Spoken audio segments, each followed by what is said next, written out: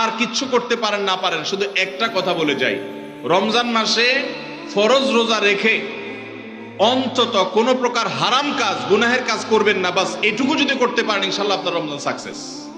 চেষ্টা করা যাবে না ইনশাল্লাহ?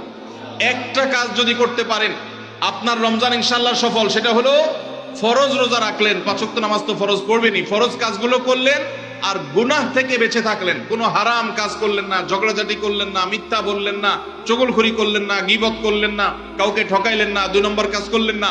এই গুনাহমুক্ত যদি রমজান কাটাইতে পারেন আপনার রমজান সাধনা সার্থক ইনশাআল্লাহ।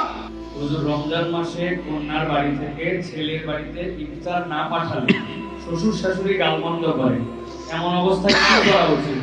কন্যার বাড়িতে কি ইফতার পাঠানো উচিত? আপনার কাছে জানতে চাই। ভাইরা আমার, আমাদের সমাজে বহুল প্রচলিত, বহুল প্রতিষ্ঠিত কুসংস্কারগুলোর মধ্যে থেকে একটি হলো এটি যে মেয়ের বাবার বাড়ি থেকে রমজান আসলে ইফতারের বিভিন্ন আইটেমের জন্য ছেলে, ছেলের মা, ছেলের বাবা, ছেলের গোষ্ঠী, ছেলের বিভিন্ন মহিলারা, ওই ফ্যামিলির তারা অপেক্ষায় থাকে।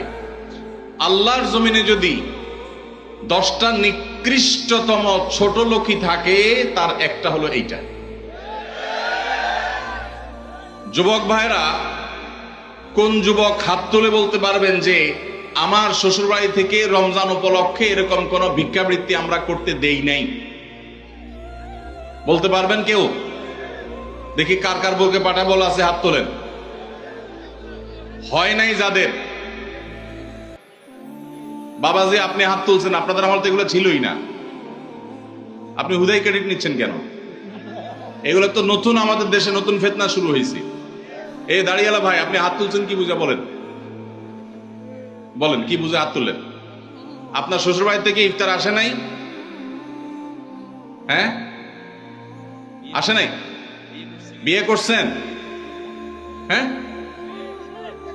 বিয়ে করছেন, শ্বশুর বাড়ি থেকে ইফতার আসে নাই? গরিব তারা, মানে কারণ কি? ভাইয়ের আমার,